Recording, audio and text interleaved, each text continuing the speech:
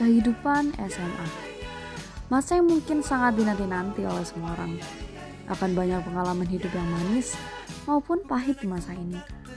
Namun, it's part of the experience. It's part of living life. Oleh karena itu, ingat, jangan takut sakit hati.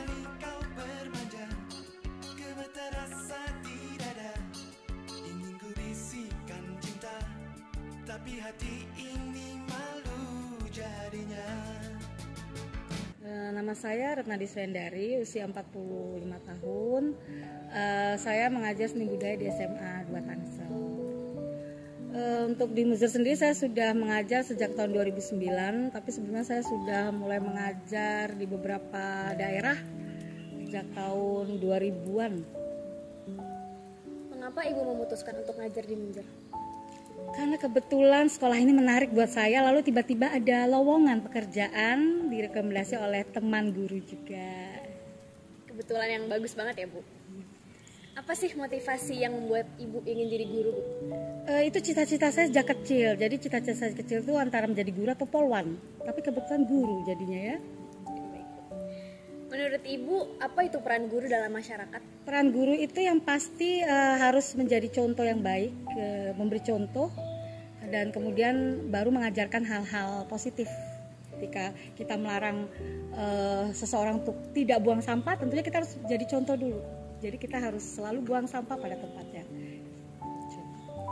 Bagaimana pandangan Ibu terhadap kata-kata guru? Guru itu ya artinya digugu dan ditiru. Ya itu tadi yang saya bilang adalah dia harus menjadi contoh dulu.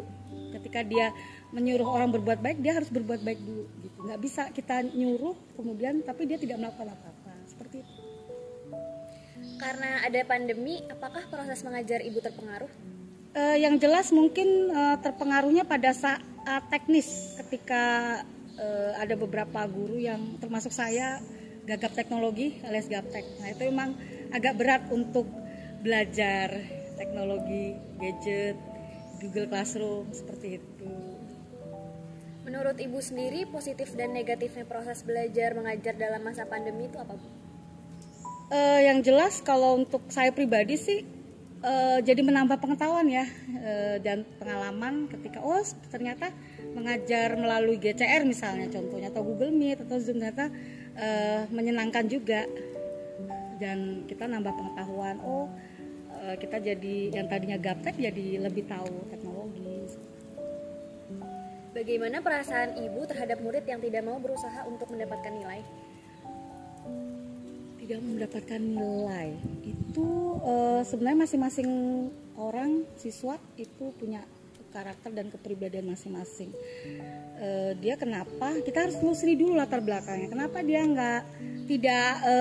tidak berusaha mendapatkan nilai yang baik ya? Itu kita harus lihat latar belakangnya dulu. Karena kita nggak tahu masa depan seorang itu seperti apa. Kita nggak bisa baca.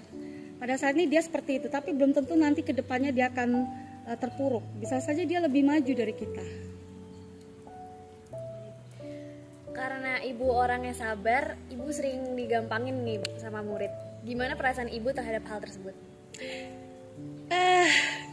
Sesungguhnya itu semacam peringatan juga sih dari Tuhan ya, ketika kita diperlakukan orang seperti itu, kita harus ngaca dulu. Jadi mungkin saya pernah berbuat hal yang sama kepada orang lain tapi nggak sadar, dan itu menyakiti mereka gitu. Jadi kita harus seperti itu dulu ya.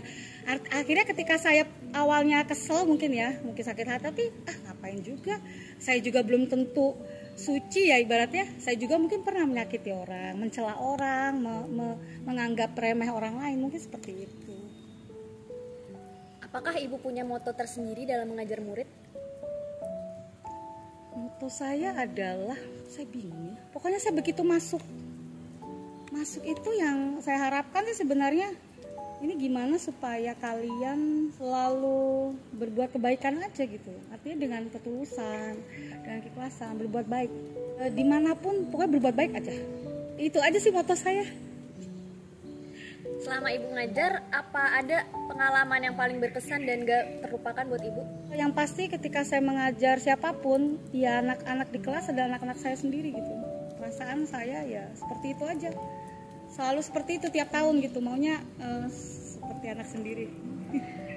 Boleh nih Bu, buat mengatakan 1-2 patah kata motivasi buat siswa Munjur ke depan.